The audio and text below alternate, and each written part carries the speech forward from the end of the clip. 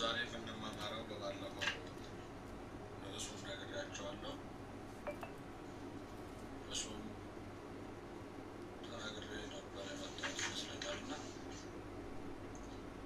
ምንድነው ቢል የዛሬ ርዕሳችን ዴባ ምን ላይ ነው ያቆመን?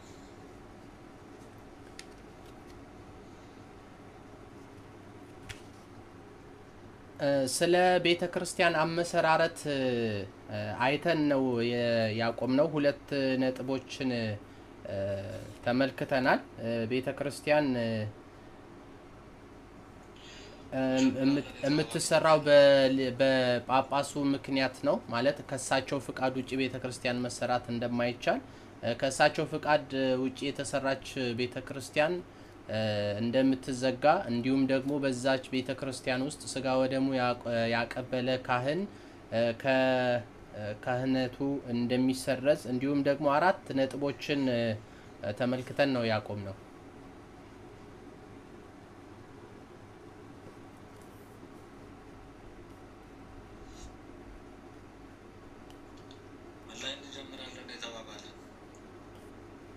እሱን አልተመለከተም። አምሳለ ቤተክርስቲያን እሺ ጋሽ ኤፍሬም እንኳን ደህና መጡ ጋሽ ኤፍሬም።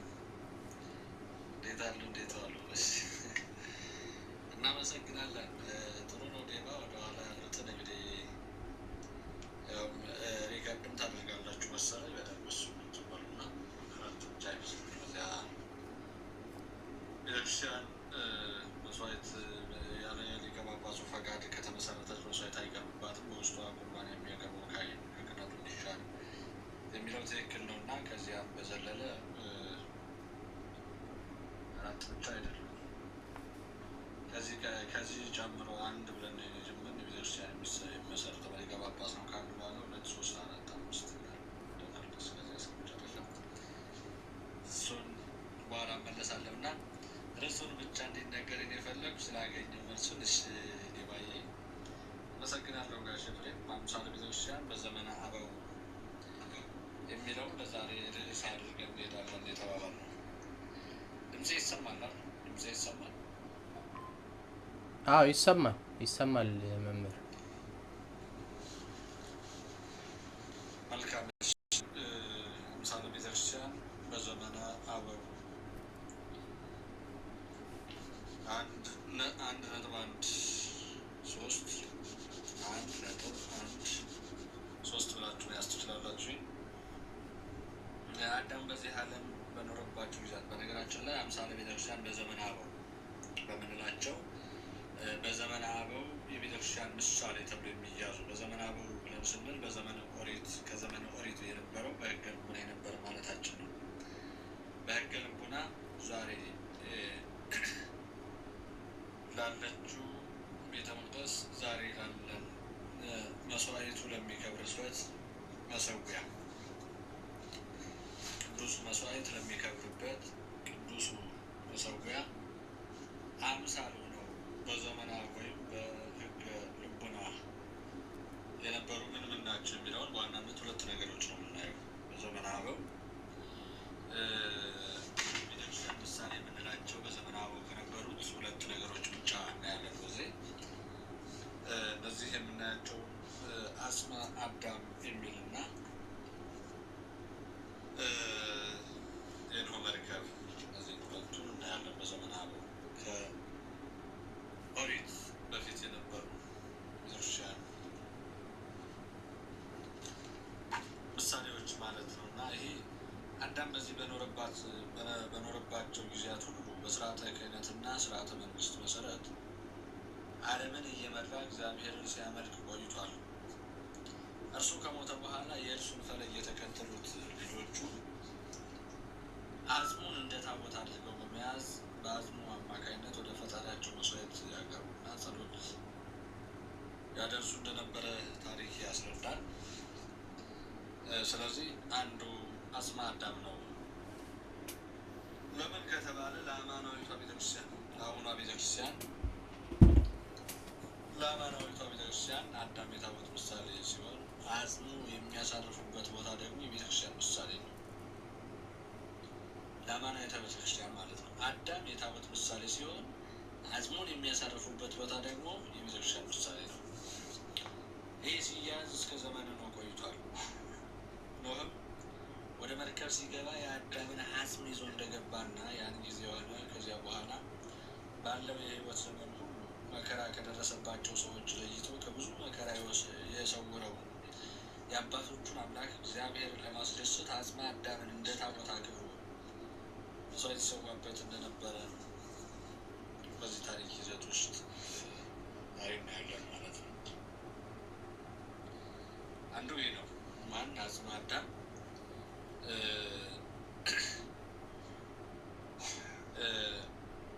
የዛሬዋ የአማናዊቷ ቤተክርስቲያን ምሳሌ እንደነበረና ሌላው ደግሞ የኖህ መርከብ የቤተክርስቲያን አምሳል ትባላለች። የኖህ መርከብ ይህ በመሆኑ ከዚህ መርከብ ውስጥ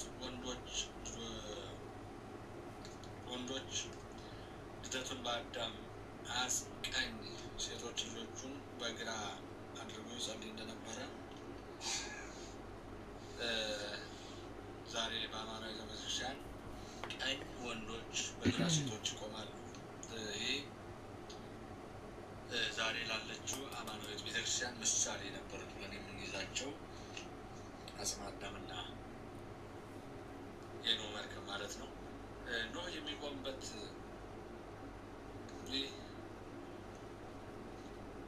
ዛሬ በአማናዊቷ ቤተክርስቲያን ቀኝ ወንዶች በግራ ሴቶች ይቆማሉ ብለናል። በዚህኛው የነበረው ኖህ በሚሞትበት ቀን በቀረበ ጊዜ ከአባቶቹ የተቀበለውን አደራ ለታማኙ ልጁ ያሰጠው ዘንድ ታላቁ ልጁን ሴምን አስጠርቶ እግዚአብሔር በፈቀደው ቦታ የአዳምን አጽም ያኖረው ዘንድ አዞ የዚህ ዓለም ጉዞውን አጠናቋል።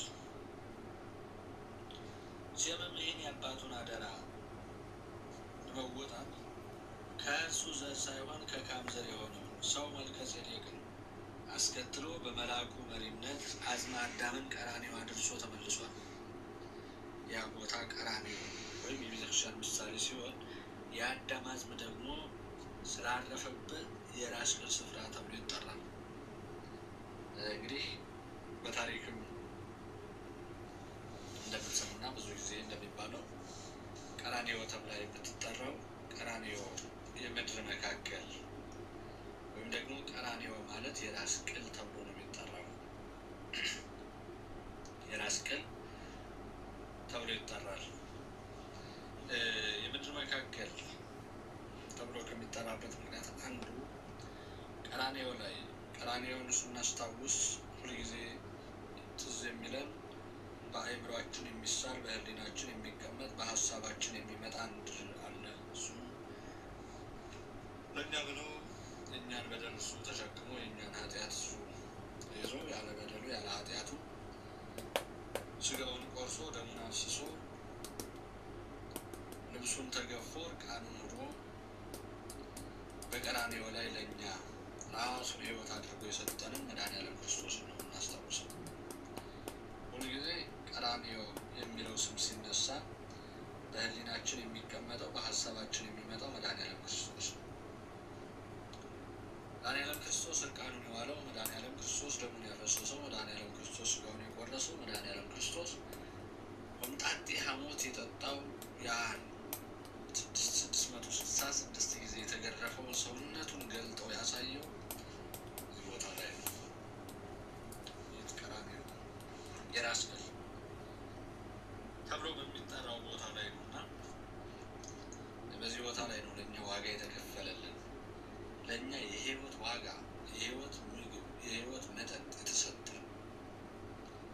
በልተነውና ጠጥተነው ህይወት እናገኝበት ዘንድ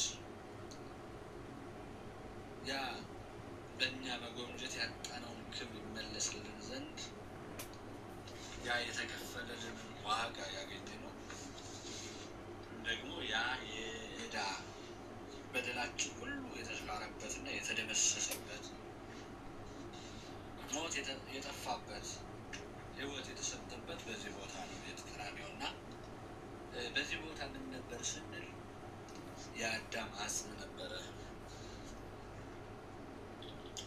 ይህ ነው እንግዲህ ቅድስት ቤተክርስቲያናችን ባስቀመጠችልን ታሪክ ውስጥ የምናገኘው ይህን ነው እና በስርዓተ ቤተክርስቲያን የሚሄደው እና ያለ መልከ ጼዴቅ እንግዲህ በዚህ የራስ ቅል ወይም የምድር መካከል ቀራንዮ ተብሎ በሚጠራው ቦታ ላይ መልከ ጼዴቅ ብለን የምንጠራው ካህን አገልጋይ የክርስቶስ ምሳሌ ሆኖ የተቀመጠው በዚህ ቦታ ላይ ነው። አጽመ አዳምን ይዞ መላ ዘመኑን ሲያገለግል የኖረው መልከ ጼዴቅ አጽመ አዳም እንደ ታቦት አድርጎ ጸሎት እያደረሰና መስዋዕት እያሳረገ ሲጠብቀው ኖረዋል። ይህ መጽሐፈ ቅዳሴ መግቢያው ላይ ያለ የተቀመጠ ታሪክ ነው። መጽሐፈ ቅዳሴ እንዲህ 14ቱን ቅዳሴያት የያዘ መጽሐፍ ላይ መጀመሪያው መግቢያ ላይ ተቀምጧልና ይህ ስርዓት እስከ አብርሃም ድረስ ባለው ዘመን ውስጥ ሁሉ በክብር መኖሩ አንዳንድ መረጃዎች ያመለክታሉ።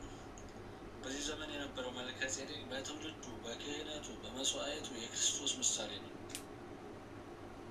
ማን? መልከ ጼዴቅ በምኑ? በትውልዱ በክህነቱ በመስዋዕቱ የክርስቶስ ምሳሌ ነው። በሶስት ነገር ያዙልኝ። መልከ ጼዴቅ የክርስቶስ ምሳሌ ነበር ስንል በምን በምኑ ነው? መልከ ጼዴቅ የክርስቶስ ምሳሌ የሆነው በምን በምን ነው ለሚለው ሶስት ነገር ያዙልኝ እዚህ ላይ። በትውልዱ አንድ፣ በክህነቱ ሁለት፣ በመስዋዕቱ ሶስት የክርስቶስ ምሳሌ ነው።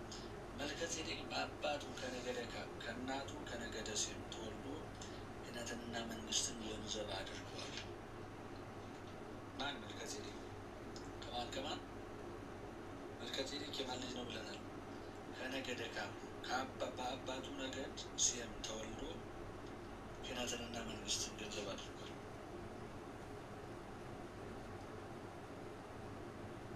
ከነገደ ካም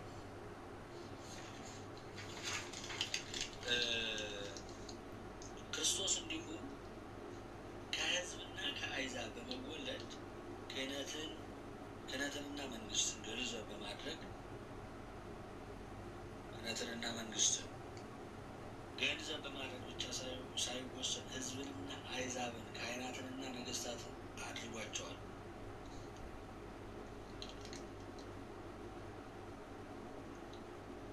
ካህናትና ነገስታት አድርጓቸዋል። ክርስቶስ እንደ አምላክነቱ ከአብ ተወለደ፣ አብንም መሰለ። አሐለም አሕዛብን ያድን ዘንድ እንደ አሕዛብ ህዝባዊ፣ እስራኤልንም ያድን ዘንድ እንደ ህዝብ ከእስራኤላዊ ነገስታትን ያድን ዘንድ እንደ ነገስታት ከይሁዳ ዘር ተወልዶ ንጉስ፣ ካህናትን ያድን ዘንድ ከነገደ ሌዊ ተወልዶ እንደ ካህናት ኃይል ሊቀ ካህናት ሆነ። እንደ ነፍስ ነፍስን እንደ ስጋ ስጋን ነሳ። ለአብ እንደ እርሱ የሚቀርበው ሰው ለሰው እንደ እርሱ የሚቀርበው አምላክ ባለመኖሩ ከዚህ የተነሳ ለሁሉ ቀራቢ ማዕከላዊ አስታራቂ ሆነ ተባለ። ሐዋርያው ቅዱስ ጳውሎስ ይህን በኤፌሶን ምዕራፍ 2 ቁጥር 16 ላይ ኤፌሶን ምዕራፍ 2 ቁጥር 16 ላይ መጽሐፍ ቅዱስ እስኪ አውጥቶ የሚያነብልን ሰው ካለ እዚህ ላይ መጽሐፍ ቅዱስ የያዘ ሰው እስኪ ማን ነው? አንድ ሰው እጅ ያወጣል። እሺ ወዲህ ቶሎ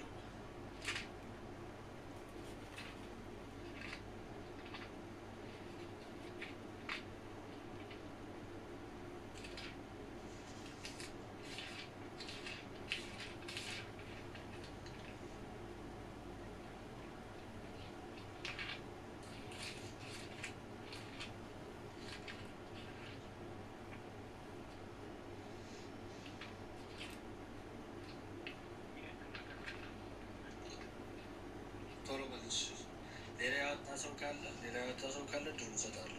ቀድሞ ያወጣ ሰው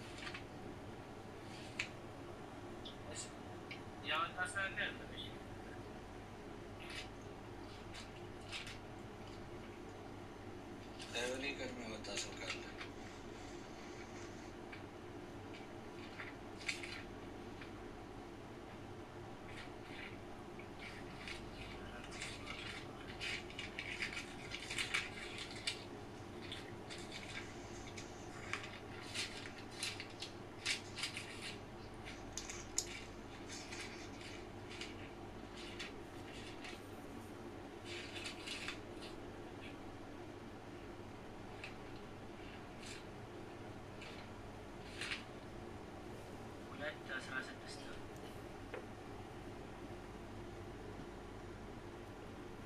መሸን ነው 2:16 ማለት ኤፌሶን በመስቀሉም በአንድ ሥጋ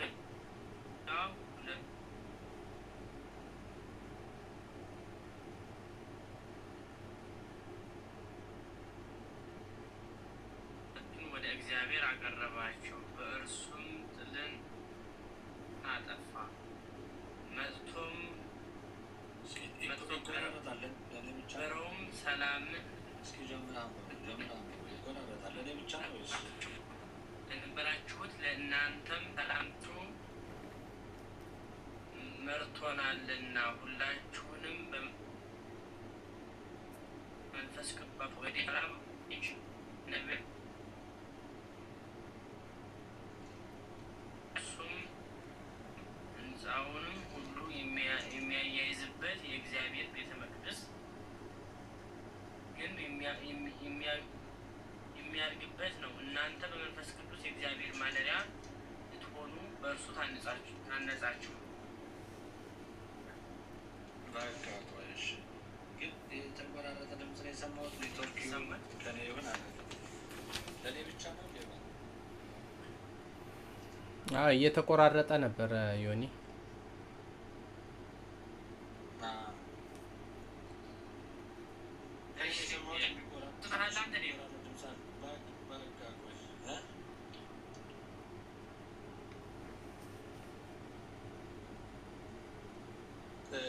ባጭሩ ምን የሚለውን ነው አሁን ላይ ያወጣ ሰው አለ? ካለ ሌላ ሰው ያምጣ። እሺ ለአብ እንደርሱ የሚቀርበው በቃ እሺ ቆይ ለአብ እንደርሱ የሚቀርበው ሰው ለሰውም እንደርሱ የሚቀርበው አምላክ ባለመኖሩ ከዚህ የተነሳ ለሁሉ ቀራቢ ማዕከላዊ። ይህ ምንን ለማሳየት ነው? ይሄ አሁን ሐዋርያው ቅዱስ ጳውሎስ የተናገረውን በኤፌሶን መልእክቱ ምዕራፍ 2 ቁጥር 16 ላይ ያለውን እንድነበብ የፈለጉት ምዕራፍ 2 ቁጥር 16 ላይ ምንድን ነው የሚል? ጥልንም በመስቀሉ ገድሎ በእርሱ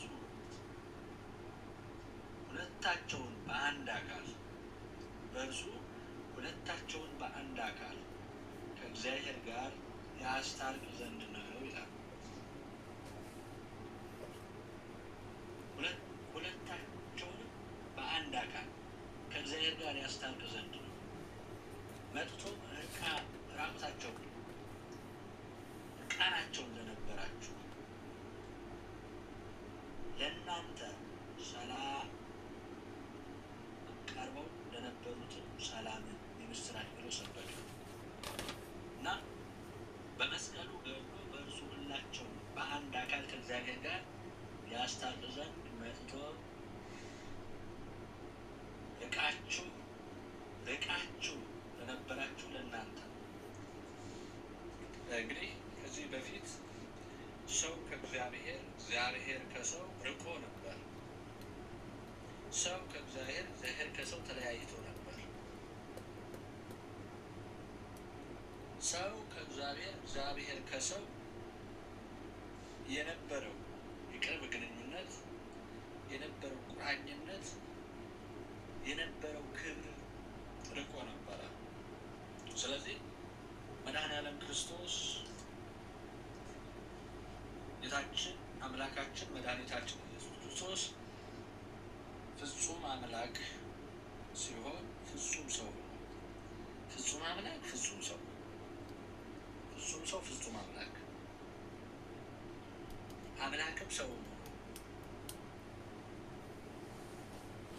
ይህ ያ ከእናታችን ከማምላክ ከወላዲተ አምላክ ከድንግል ማርያም ከስጋዋ ስጋ ነስቷል። እግዚአብሔር አብ የባህሪ ልጁ ነው። እግዚአብሔር አብ፣ እግዚአብሔር ወልድ አምላክ ነው። እግዚአብሔር ወልድ ሰው ነው። ስለዚህ ይህ ሐዋርያው ቅዱስ ጳውሎስ በዚህ መልእክት ላይ ጥልንም በመስቀሉ ገድሎ በእርሱ ሁላቸውን በአንድ አካል ከእግዚአብሔር ጋር ያስታርቅ ዘንድ ነው ይላል። ከማን ጋር ያስታርቅ ዘንድ? ከእግዚአብሔር ጋር። ቀራንዮ በመስቀል ላይ የዋለው መድኃኔዓለም ክርስቶስ ከእግዚአብሔር ጋር ነው። እግዚአብሔር ማን ነው ከተባለ ራሱ አምላክ ነው። እግዚአብሔር አብ፣ እግዚአብሔር ወልድ፣ እግዚአብሔር መንፈስ ቅዱስ አንድ አምላክ፣ ሶስት አማልክት አይደለም። ስለዚህ እግዚአብሔር ወልድ ራሱ አምላክ ነው። ስለዚህ ራሱ አምላክ ከሆነ ደግሞ እግዚአብሔር ወልድ ከማን ጋር ነው ያስታረቀው? ከእግዚአብሔር ጋር ነው። በሌላ አባባል ከማን ጋር ነው ከተባለ ከራሱ ጋር ነው። በሰው በኩል ለእግዚአብሔር አብ እንደሱ የሚቀርበው ሰው የለም ሲባል እግዚአብሔር ወልድ ፍጹም ሰው ነው። ፍጹም ሰው ነው። ስለዚህ እግዚአብሔር ወልድ ፍጹም ሰው ስለሆነ ከወላዲተ አምላክ ከድንግል ማርያም ከስጋዋ ስጋ ከነፍሷ ነፍስ ነስቶ ሰው አምላክ ሰው ስለሆነ ይህ ሰውነት አምላክነትን የተዋሃደ ነው። ይህ ሰውነት ይህ የአምላክነት ባህሪ አምላክነቱ ከሰውነቱ ሳይቀላቀል ሳይጠፋፋ አንዱ አንዱን ሳያጠፋው አንዱ ከአንዱ ሳይቀላቀል አንዱ አንዱን ሳይለውጠው ይሄ አንዱ አንዱን ሲባል ከሁለት አንድ እያለ የሚጠራው ቅዱስ ጳውሎስ በዚህ ሁለታቸውን በአንድ አካል ከእግዚአብሔር ጋር ያስታርቅ ዘንድ ብሎ የተናገረው ሁለታቸውን በአንድ አካል ማለት ይሄ እግዚአብሔር ወልድ ማለት ኢየሱስ ክርስቶስ አንድ ነው። ነገር ግን ምንና ምን ሁለቱ የተባለው አምላክና ሰው ነው። ስለዚህ ያለማጠፋፋት ሲባል አምላክነቱ ሰውነቱን ሰውነቱን አምላክነቱን አላጠፋውም። የአንዱ ባህሪ የሰውነቱን ባህሪ አምላክነቱ የአምላክነቱን ባህሪ ሰውነቱ አላጠፋውም። የአምላክነትን ባህሪም የሰውነትን ባህሪም እንደያዘ ነው። ሰው የሚለው ራሱን የቻለ የሰውነትን ባህሪ ነው። ሰው የሚያደርገውን ሰው የሚያከናውን እንደ ሰው ተርቧል። ኢየሱስ ክርስቶስ ስንል እንደ ሰው ተርቧል፣ እንደ ሰው ተጠምቷል፣ እንደ ሰው አዝኗል፣ እንደ ሰው አልቅሷል፣ እንደ ሰው ተቸግሯል። አዎ ተቸግሮ ከእናቱ ጡት ለምኗል፣ አልቅሷል። ደክሞት ዘይ አዊረ ፍኖት በእንሶ በይስር ሕፃነኪ ያንቃዶ ሀቤኪ ወይቤኪ ይዞ ጽንፈ ልብስኪ እስከ ትጸውሪዮ በገቦኪ ወትስሚዮ በአፉኪ። አባ ጊዮርጊስ ዘጋስጫ ሲናገር አባ ጊዮርጊስ ዘጋስጫ ሲናገር ምን ይላል? ሶበ ይስር ሕፃነኪ ያንቃዶ ሀቤኪ ወይቤኪ ይዞ ጽንፈ ልብስኪ። ሶበ ይስር ልጅሽ በደከመው ጊዜ ወደ አንቺ አንጋጠው አንቺን እየተመለከተ እስክታቅፊው እስክታዚው ድረስ ያለቅስ ነበር ይላል። ይህንን ይህ ሰው ባህሪ ስለያዘ ኢየሱስ ክርስቶስ በእግሩ ሲሄድ በዛ በሕፃንነት እድሜው ይደክም ነበረ። ግን እኮ አምላክ ነው። ይህ ምን ማለት ነው? አለመጠፋፋቱ ነው። የሰውነት ባህሪውን አምላክነቱ አላጠፋው። የአምላክነቱ ባህሪ ሰውነቱን አልለወጠው። አንዱ የአንዱ ባህሪ ያለመጠፋፋት የሚባለው ለዚህ፣ ያለመቀላቀል ያለመለወጥ የሚባለው ለዚህ። የሰውነቱ ባህሪ ከአምላክነቱ የአምላክነቱ ባህሪ ከሰውነቱ አልተለወጠም፣ አልተጠፋፋም። ስለዚህ ይሄ ነው ለእግዚአብሔር አብ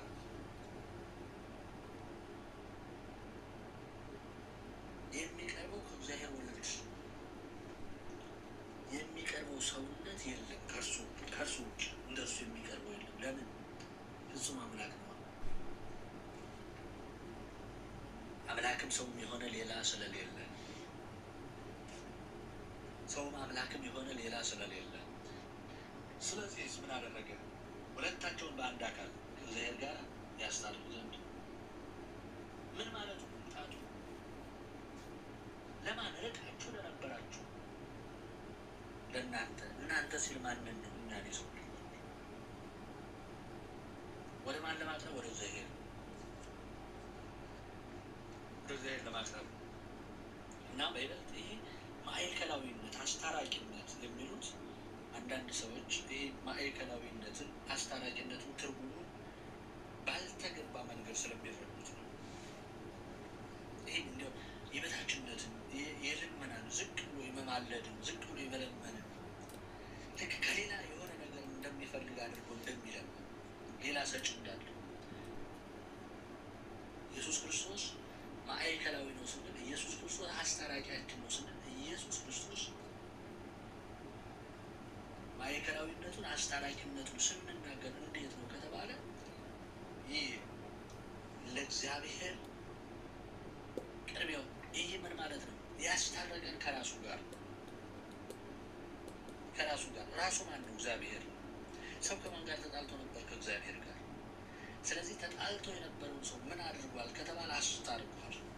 ምን አድርጎ? ስጋውን ቆርሶ ደሙን አፍስሶ ራሱን መስዋዕት አድርጎ የእኛን በደል ያለ በደሉ ተሸክሞ የእኛን ኃጢአት ምንም ኃጢአት ሳይኖርበት ኃጢአተኛ ተብሎ ምራቅ ተተፍቶበት ፊቱ በጥፊ ተመትቶ እንደ ወንጀለኛ ተገፍቶ ተደፍቶ ከአንድ ወደ አንዱ ከቀራንዮ ወደ ጎልጎታ ከጎልጎታ ወደ ሊቶስጥራ ተገፍቶ ተጎትቶ ያን ሁሉ መከራ ተቀብሎ በቀራንዮ ላይ ደሙን አፍስሶ ስጋውን ቆርሶ እኛን ከራሱ ጋር አስታርቀዋል።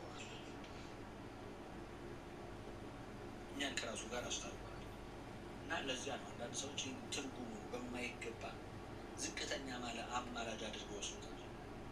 ዋናው ምስጢር ግን ይህ ብቻ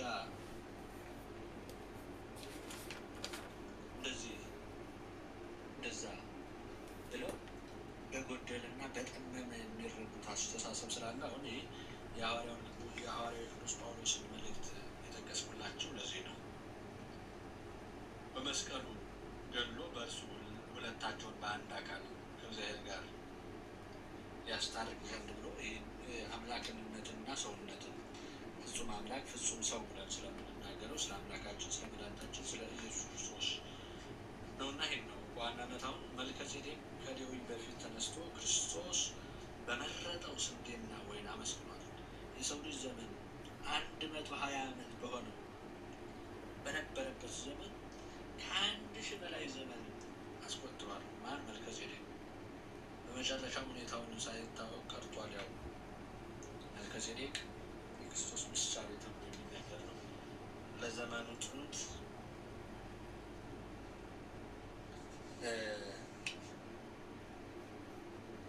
ለጊዜው ፍጻሜ የሌለው ተብሎ የሚነገርለት አባታችን መልከጼዴቅ ማለት ነው እና ስለዚህ የዘመኑ ጥንትና ፍጻሜ የሌለው የክርስቶስ ምሳሌ ተብሎ በዚህ ዘመን የነበሩ 21 አባቶችና ልጆቻቸው በተራራ ራስ በታላቅ ዛፍ ስር ንጹሕ በሆነ ምድረ በዳ እንዲሁም ሉዓላዊነቱን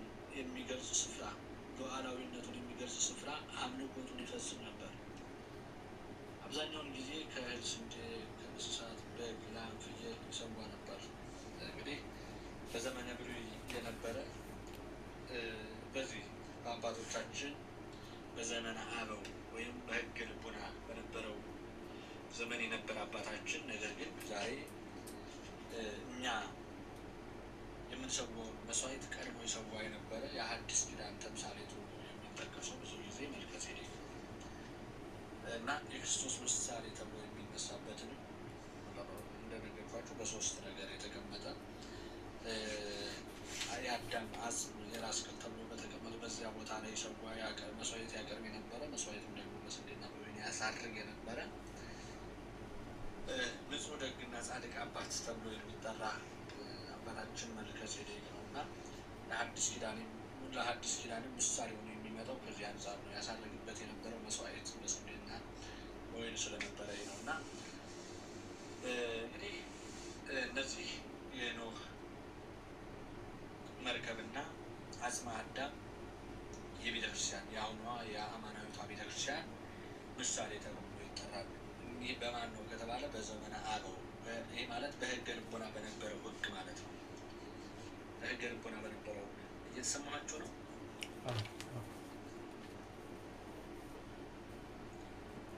እንግዲህ ዛሬ ስላልተገለጥኩ ነው እንዴ ትንሽ የከፋችሁ ትመስላላችሁ። ይሰማል መምህር፣ ይሰማል። ግልጽ አይደለም? ግልጽ ነው ትምህርቱ እንዴ? ግልጽ እየሆነላችሁ ነው? ግልጽ ነው። በጣም ግልጽ ነው መምህር፣ በጣም ግልጽ ነው። መልካምሽ ይህ በዘመነ አበው የነበረ በዘመነ አበው አምሳለ ቤተክርስቲያን ብለን በምንጠራበት ወይም በምንገልጽበት በሕገ ልቦና የነበረ ነውና እስከ ሙሴ ባለው ማለት ነው። እስከ ሙሴ ባለው ሕግ በመግቢያችን ላይ የተናገርነው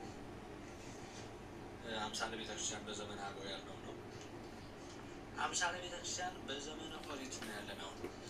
ይሄ በሕገ ልቦና የነበሩት ሁለት ነገሮችን አይተናል። አጽመ አዳምንና ማንን? አጽመ አዳምንና እነዚህን ይዛችሁልኛል። አጽመ አዳምንና የኖህ መርከብ በዘመነ አበው አምሳለ ቤተክርስቲያን በዘመነ አበው ብለናል። አምሳለ ቤተክርስቲያን በዘመነ አበው አጽመ አዳምንና የኖህ መርከብ እነዚህ ተጠቃሾች ናቸው።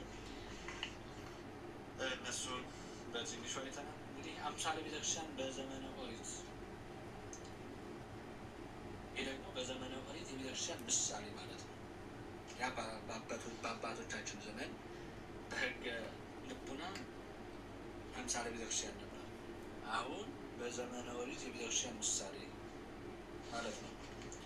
እንደሚታወቀው ሁሉ ያዕቆብ በረሃብ ምክንያት ግብጽ ስለገባ ልጆቹ ለ215 ዓመታት በግብጽ እንደኖሩ ይታወቃል። የተለያዩ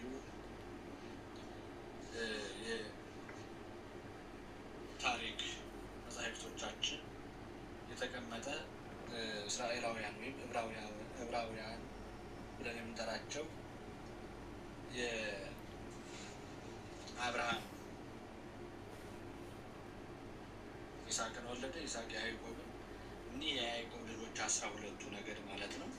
እንግዲህ የአብርሃም የልጅ ልጅ ይስሐቅ ነው። የይስሐቅ ልጅ ያዕቆብ። የያዕቆብ ልጆች 12 ልጆች አሉት።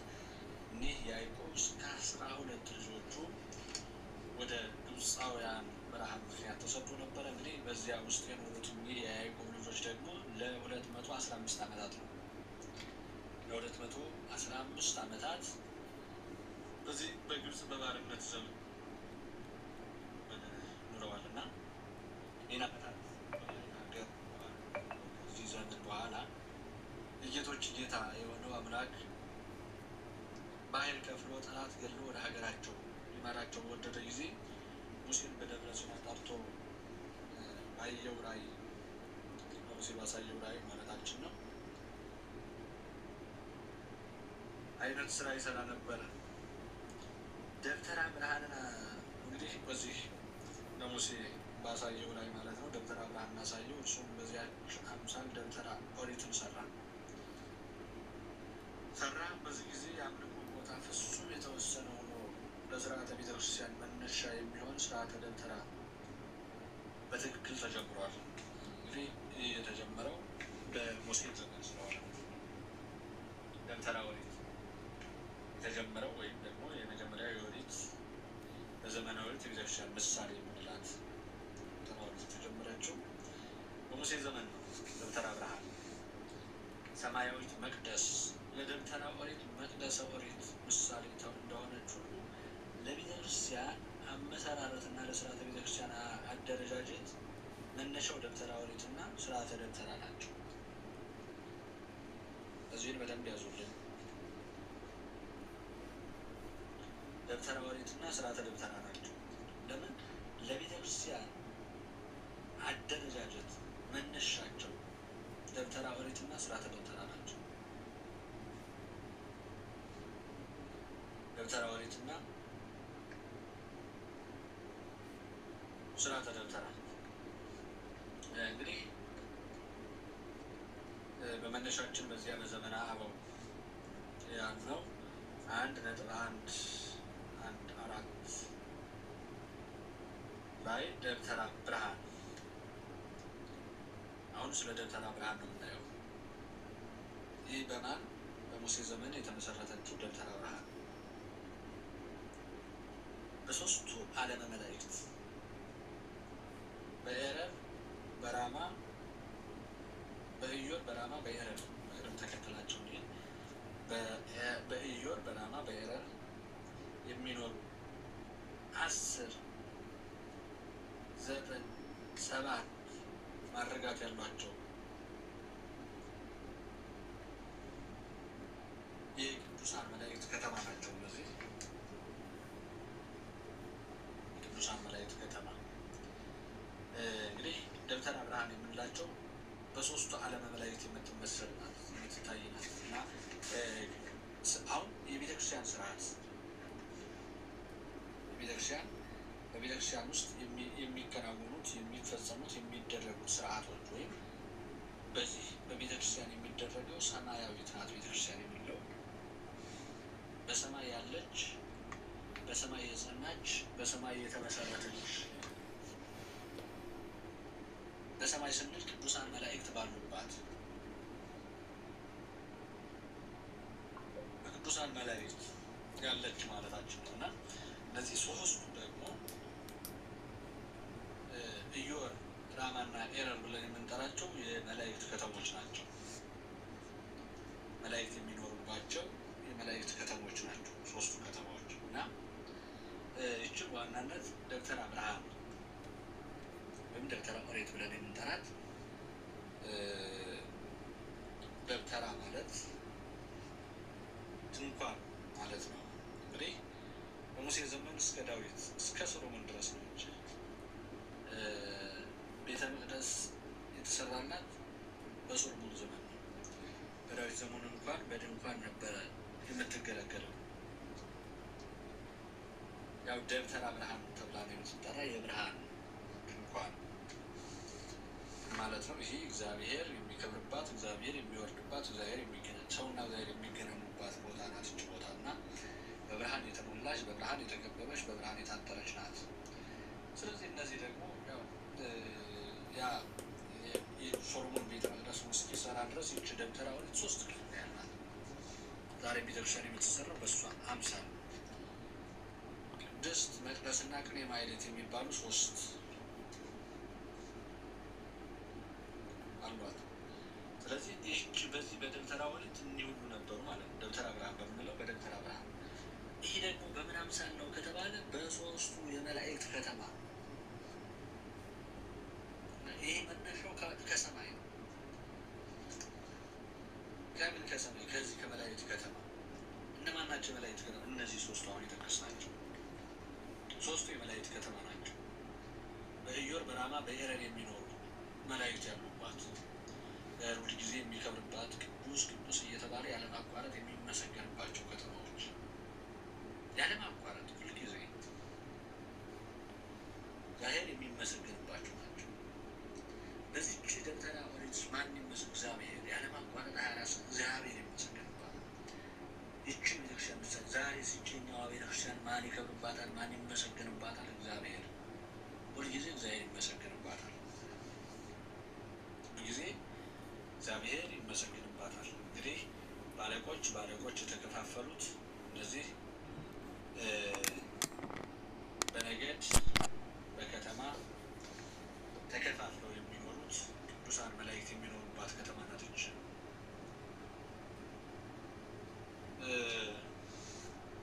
እነዚህ ማዕረግ አላቸው፣ ነገድ አላቸው፣ ተከፋፍለው በዚህ ይኖራሉ። 10 ነገደ መላእክት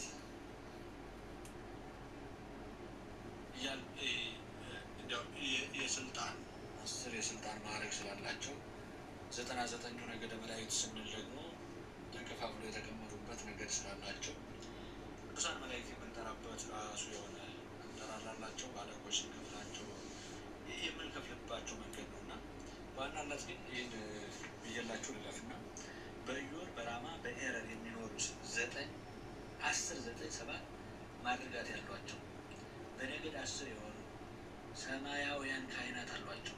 አለቆቻቸው ገጸ ሰብ ወገጸ እንስሳ፣ ገጸ ንስር ወገጸ ገጸ ሰብ ወገጸ አንበሳ ነው። ገጸ ሰብ ወገጸ አንበሳ፣ ገጸ ንስር ወገጸ እንስሳ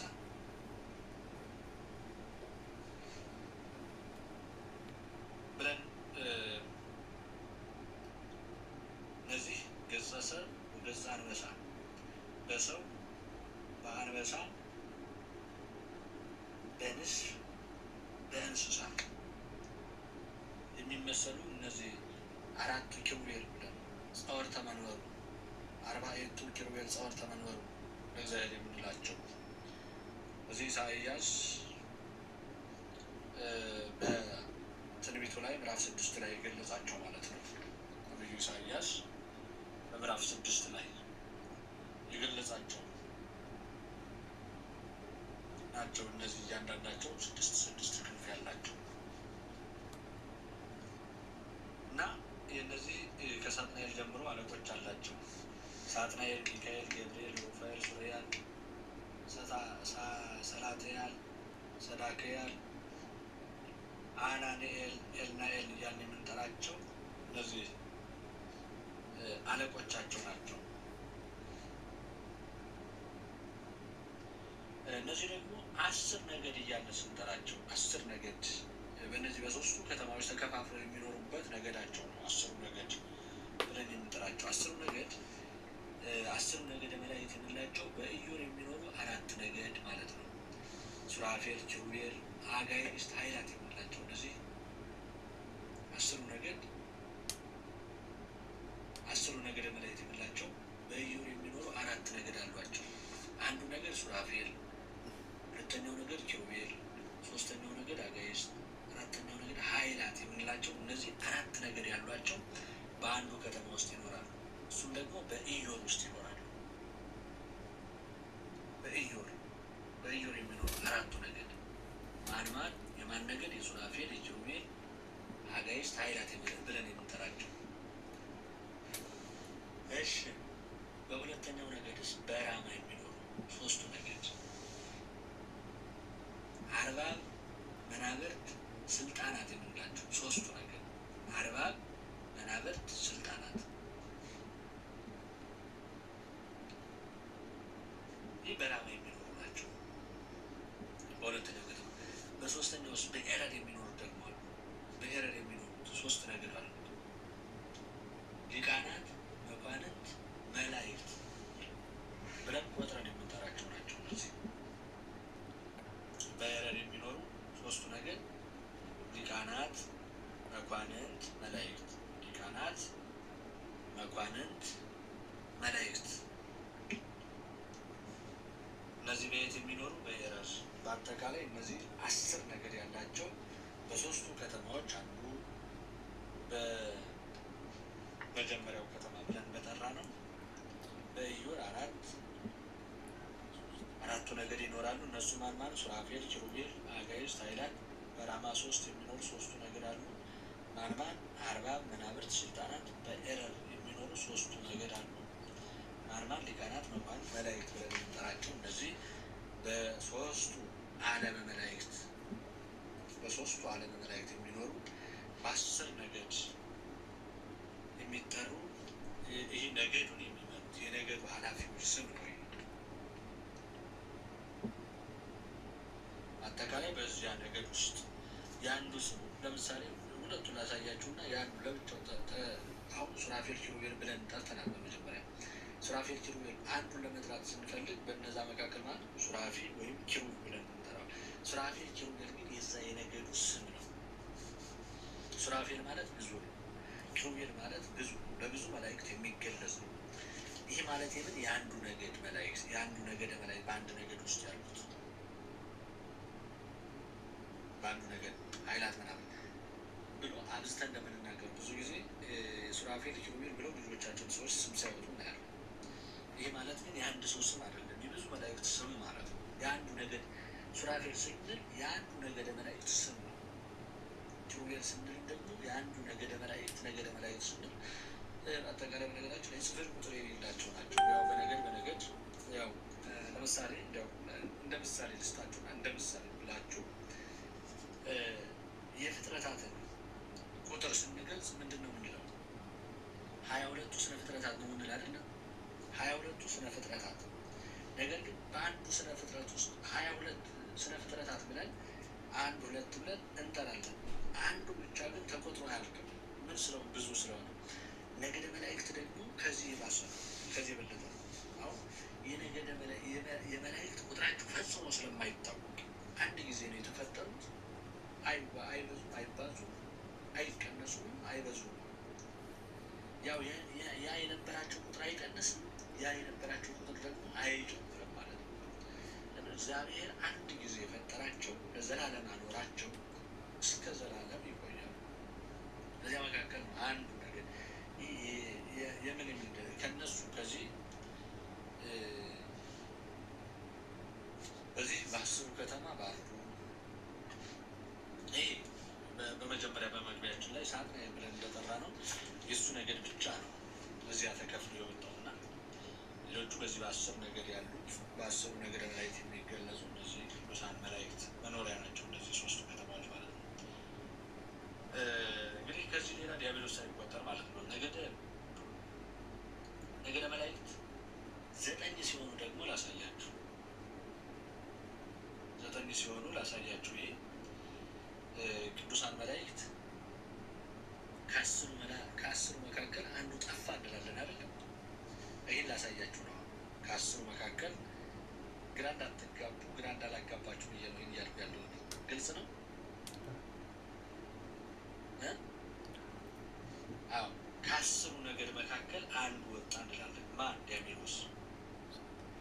ከዚህ ላይ አሁን ምናደርግ መላእክት 9 ሲሆኑ የአጋዕዝት አለቃ አጋዕዝት አለቃ ዲያብሎስ በመውደቁ የሱራፌልና የኪሩቤል አለቆችም ጸዋርያነ መንበር በመሆናቸው እነርሱን አውጥተን በከተሞቻቸው ያሉትን አለቆች ብቻ ስንቆጥር 7 ይቀራሉ። 7 የሚቀሩበት። አሁን ከዚህ መካከል ዲያብሎስ የአንዱ ነገደ መላእክት አለቃ ነበረ። የዚህ የነገዳቸው የእያንዳንዳቸው አለቆች አሏቸው። ስለዚህ ከዚህ ዲያብሎስ ሳይቆጥ ከእነዚህ መካከል ዲያብሎስ የማን አለቃ ነበር ካልን ዲያብሎስ የአጋዕዝት አለቃ ነበር። የአጋዕዝት አለቃ ነበር። በመጀመሪያዎቹ ከተማ በመጀመሪያዎቹ 4 ነገድ ያሉት ይኖራሉ። በማን? በኢዮር ማን የሚባሉ ሱራፌል፣ ኪሩቤል፣ አጋዕዝትና ኃይላት የሚባላቸው አጋዕዝትና ሱራፌል፣ ኪሩቤል፣ አጋዕዝት፣ ኃይላት ብለን የምንጠራቸው 4 ነገድ አላቸው። በዚህ በኢዮር 4ቱ ነገድ ይኖራሉ። ከእነዚህ መካከል የአጋዕዝት አለቃ ዲያብሎስ ነው። ሱራፌል፣ ኪሩቤል፣ አጋዕዝት፣ ኃይላት ብለን የምንጠራቸው የአጋዕዝት አለቃ ዲያብሎስ ነው። እዚህ ደግሞ ማን ብለናል? ሱራፌልና ኪሩቤል። እነዚህ ደግሞ ምንድን ናቸው? ጸዋርያነ መንበር። ማንን? ጸዋርያነ መንበር እግዚአብሔር ዙፋን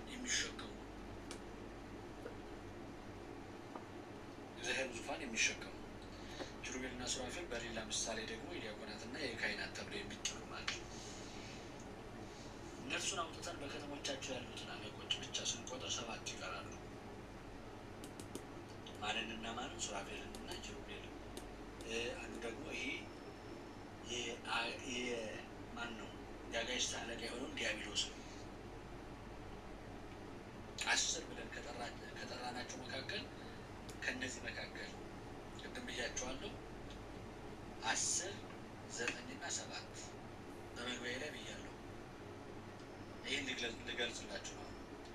10 9ና 7 ብለን እንጠራቸዋለን። 10 እንላለን፣ 9 እንላለን፣ 7 እንላለን። 9 የምንለው የዲያብሎስን ብቻ ስናወጣ የማንን? የአጋዕዝት። ምን ያለ የወደቀ ስለሆነ ከዚህ ዲያብሎስ የዚህ የአጋዕዝት አለቃ ነው። አጋዕዝት የምንላቸው የመላእክት ነገድ አለ። የዚህ የአጋዕዝት አለቃ ነበር ዲያብሎስ። የዚህ አጋይስት አለቃቸው ዲያብሎስ ሲወድቅ እሱን የመሰሉ እሱን የተከተሉ እሱን አምነው የወጡ የጠፋሉ። የእሱን ነገር በዚህ መካከል ስናወጣው ስንት ይቀራሉ ከተባለ 9። በዚህ ቆጠራ ስንቆጥረው 9 ይሆናሉ የመላእክት ነገር። ከዛ በኋላ ደግሞ ጸዋርያነ መንበር የምንላቸው ኪሩቤልና ሱራፌልን ጸዋርያነ መንበር የእግዚአብሔር ዙፋን የምንላቸው ኪሩቤልና ሱራፌል ስናወጣ ደግሞ ስንት ይሆናሉ ካልን 7 ይሆናሉ። ስለዚህ 10 9 እና 7 ብለን አንድ ሰው የመላእክት ነገር 7 ነው ቢል የመላእክት ነገር 9 ነው ቢል የመላእክት ነገር 10 ነው ቢል ሶስቱም ትክክል ናቸው ማለት ነው። በሌላ አባባል እየሰማችሁ ይሰማል። አዎ 10 የምንላቸው በዚህ በኢዮር ያሉትን ሁሉንም ሱራፌልንም ኪሩቤልንም አጋይስትንም ኃይላትንም ስንቆጥር 10 የምንላቸው። ከዚህ መካከልስ 9 የምንላቸው አንዱ የዲያብሎስን ነገር የአጋይስትን አለቃ ዲያብሎስ በመውደቁ የእሱን ነገር ስናወጣ ነው። አጋይስት የሚለውን የአጋይስትን ነገር ስናወጣ 9 ይሆናሉ። ከዚያስ መካከል ጸዋርያነ መንበር ሱራፌልና ኪሩቤል ስናወጣ ደግሞ ጸዋርያነ መንበር የምንላቸውን እነሱ ሲወጡ ደግሞ 3 ሲቀነሱ 3 ሲቀነስ ከ10 የሚሆነው 7 ነው። 7 ብለን እንጠራለን። በዚህ መልኩ ለምንድን ነው ይህን ያሳየኋችሁ? ይሄ የመላእክት ከተማ በመላእክት ያለው ሰው ካህናትን እንትን እንዳይባቸው ነው። ካህናትን ምድራውያን መላእክት እንላቸዋለን። ምድራውያን መላእክት ምን የሚሉትን ከቤተ መቅደሱ ሳይወጡ በቤተ መቅደሱ ዙሪያ ተወስነው ሁልጊዜ ጠዋት ማታ ሌት ተቀን ቅዱስ ቅዱስ ቅዱስ እያሉ አንደበታቸውን ለምስጋና ሰውነታቸውን ለአገልግሎት ያስገዙ ራሳቸውን በምስጋና ገዝተው የሚኖሩ እነዚህ ካህናት ምድራውያን መላእክት ይባላሉ።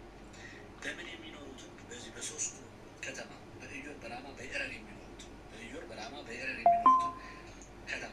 ይህች ከተማ የምንድን ናት? ይህች በሰማይ ያለችው በኢዮር በራማ ያለችው ቤተ መቅደስ በምድር ላይ ስላለች ቤተክርስቲያን ምን ቅድስት መቅደስ ቅኔ ማኅሌት።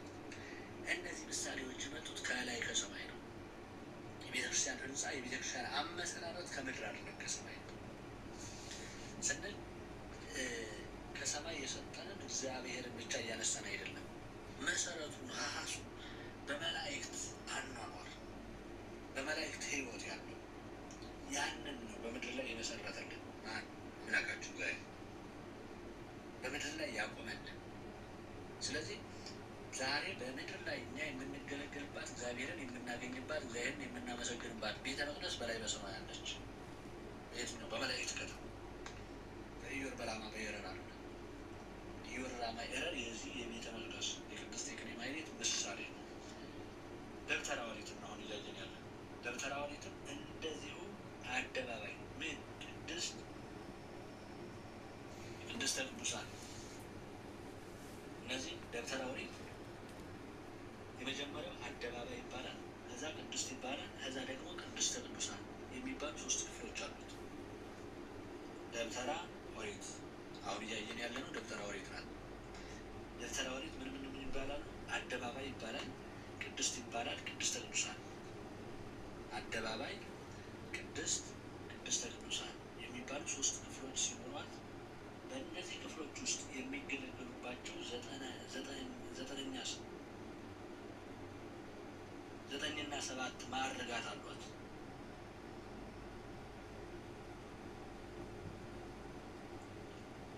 9ና 7 ማዕርጋት አሏት። በደንብ አስተውሉ። ቅድም ቅዱሳን መላእክትን ስገልጽላችሁ የነበረው ዛሬ በምድራዊቷ በዚች ቤተ መቅደስ በደብተራ ኦሪት ያለውን ልገልጽላችሁ ነው። ቅድም የመላእክት በነገድ 10 ይሆናሉ፣ 9 ይሆናሉ፣ 7 ይሆናሉ። የእነዚህንም የእያንዳንዳቸውን አስረድቻለሁ። እነሱን በደንብ ያዙ። የእያንዳንዳቸውን 7 የሚሆኑበትን ምክንያት ተናግሬያለሁ። 9 የሚሆኑበትን ምክንያት ተናግሬያለሁ። 10 የሚሆኑበትን ደግሞ ተናግሬያለሁ። 10 ነው የሚቆጠሩበት። ስለዚህ በዚችኛዋ ደግሞ ያቺ ኢዮር ራማ ኤረር በሚባሉት በ3ቱ ከተማዎች በእነዚህ ተቀምጠው እነዚያ 3 ከተማዎች አሏት የቅዱሳን መላእክት ብዬ 4 ነገድ 3 ነገድ እንደሚኖሩበት አሳይቻለሁ። አሁን ግን ደብተራ ኦሪት ተመልሰናል ወደ ደብተራ ኦሪት። በደብተራ ኦሪት ደግሞ 3 ነገር አለ ብያለሁ። አደባባይ አለ 1፣ ቅድስት አለ 2፣ ቅድስተ ቅዱሳን 3። ቅድስተ ቅዱሳን 3 በእነዚህ ክፍሎች ውስጥ የሚገለገሉባቸው 9 እና 7 ማዕርጋት አሏት። እነዚህን ያዙ። 1 እያሉ በዚች በአደባባይ በቅድስተ ቅዱሳን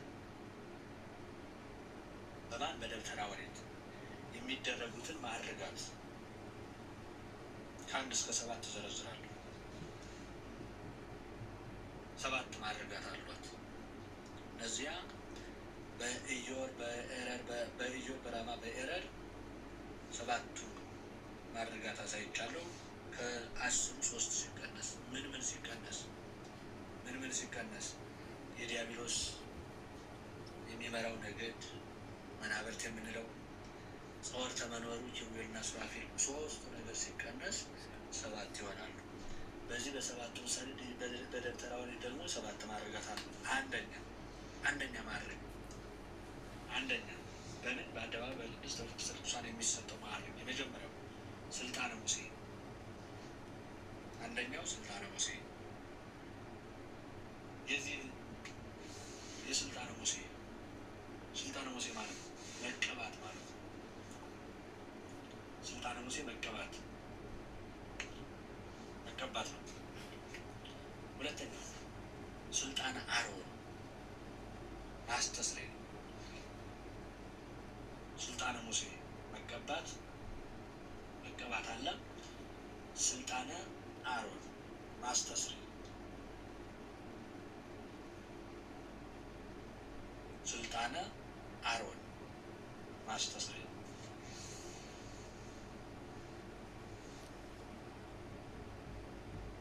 ሶስተኛው ስልጣነ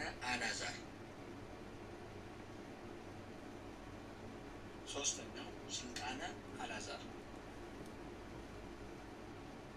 ስልጣነ አልዓዛር ሶስተኛው ብላችኋል። ስልጣነ አልዓዛርና ኢታምር የዚህስ ምንድን ነው? የሙሴ መቀባት ብለናል።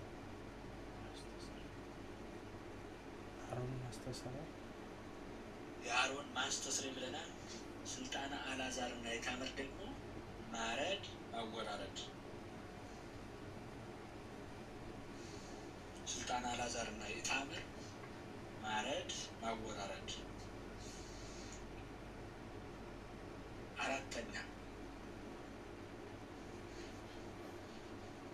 አራተኛ እየጻፋችሁ ነው ተስፋ አለኝ። ሁላችሁ የፈተንኩባችሁ ካለ እዚህ ላይ ብላችሁ ጻፉልኝ።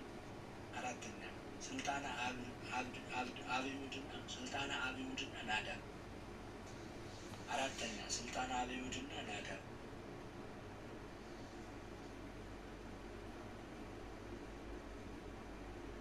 ስልጣነ አብዩድና ናዳ። ይህ ደግሞ የታረደውን ከምስዋው ላይ መስዋዕት። ይሄ ስልጣነ አብዩድና ናዳ የታረደውን ከምስዋው ላይ መሰዋት ነው። ከምስዋው ላይ መሰዋት መስዋዕት ከሚቀርብበት ቦታ ላይ መስዋዕቱን ማቅረብ ማለት ነው። መስዋዕቱን ማቅረብ ከምስዋው ላይ መሰዋት የማን ስልጣነ አብዩድና ናዳ። አምስተኛ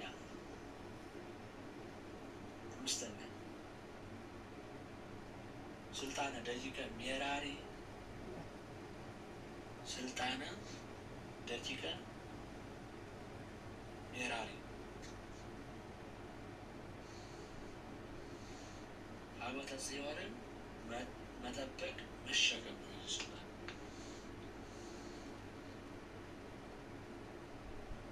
አምስተኛ ስልጣነ ደቂቀ ሜራሪ።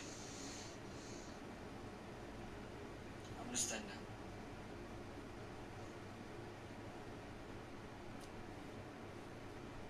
መልካም። እሺ ሶስተኛው ሶስተኛው ስልጣነ አልዓዛርና ኢታምር ማረድ ማወራረድ። ስልጣነ አልዓዛርና ኢታምር ማረድ ማወራረድ በታሪክ ላንች ነው። ስልጣነ አልዓዛርና ኢታምር እሱም ደግሞ ማረድና ማወራረድ። አምስተኛው ደርሻለሁ። ስልጣነ ደቂቀ ሜራሪ ታቦተ ጽዮንን መጠበቅና መሸከም።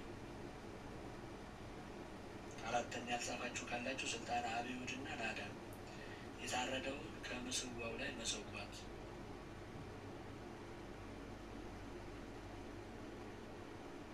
አንደኛ ስልጣነ ሙሴ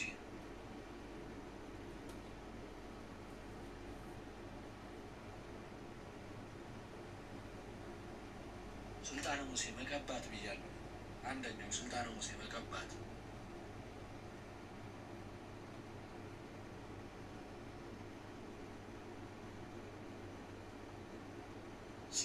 አምስተኛው ስልጣነ ደቂቀ ሜራሪ እና ታቦት።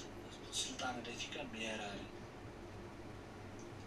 የሜራሪ ልጆች ማለት ነው። ደቂቀ ሜራሪ የሜራሪ ልጆች አምስተኛው እሱ ነው።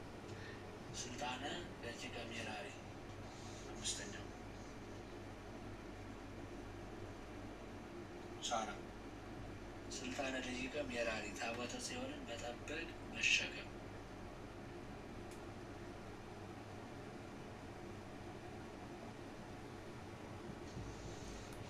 ስድስተኛ ስልጣነ ደቂቀ ቀዓት ስድስተኛ ንዋያተ ቅድሳቱን መጠበቅ መሸከም። ስልጣነ ደቂቀ ቀዓት ንዋያተ ቅድሳቱን መጠበቅ መሸከም።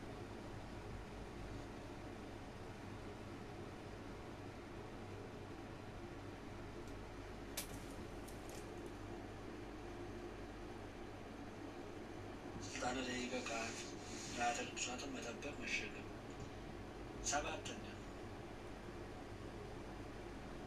ሰባተኛ የመጨረሻው ማለት ነው። ሰባተኛ ስልጣነ ደቂቀ ጌድሶን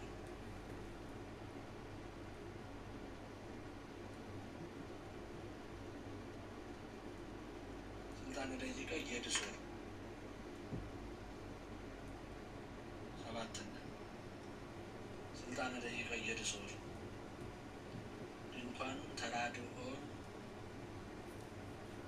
ድንኳኑን ተራድኦን መጠበቅ መሸከም ናቸው።